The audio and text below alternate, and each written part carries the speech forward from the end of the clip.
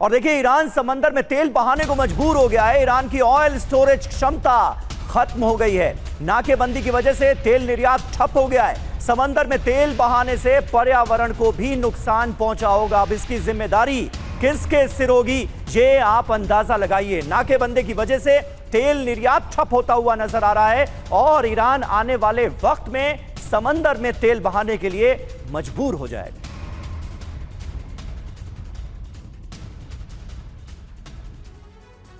तो ईरानी तेल निर्यात ठप, पानी में तेल बहा, तो फिर इसका असर क्या होगा? समंदर में तेल बहाने को मजबूर ईरान हुआ। नाकाबंदी से ईरान का तेल निर्यात रुक गया है, जिसकी वजह से ईरान को परेशानी हो रही है और निर्यात ठप होने के बाद भी प्रोडक्शन चालू है।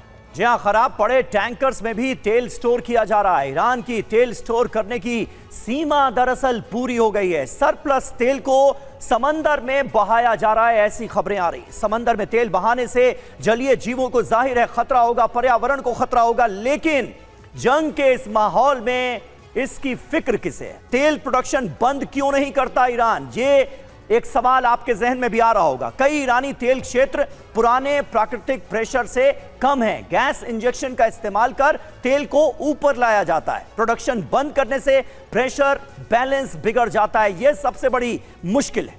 और फिर पानी या गैस तेल वाले जोन में घुस सकता है और ऐसे में कई ऑयल फील्ड्स में फ्रैक्चर्ड कार्बोनेट रॉक बन जाते हैं, यानी कि पत्थर जैसा आकार बन जाता है, जिसकी वजह से अचानक शटडाउन से ऑयल रिकवरी रेट घट जाती है और भी ज्यादा परेशानी होती है।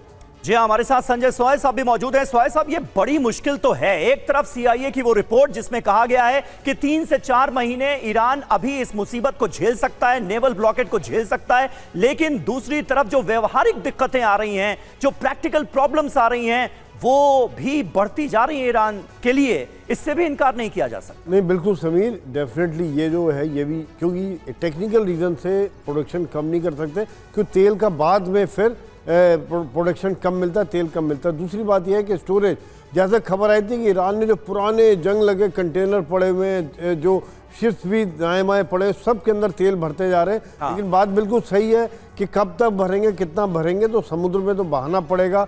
और अगली बार यह है कि इसका असर डेफिनेटली जो लेने वाले देश हैं, सबसे असर ज़्यादा चाइना के ऊपर पड़ा। चाइना ईरान का तकरीबन 90% तेल लेता था और चाइना के ऊपर असर पड़ेगा, ईरान के ऊपर असर पड़ेगा।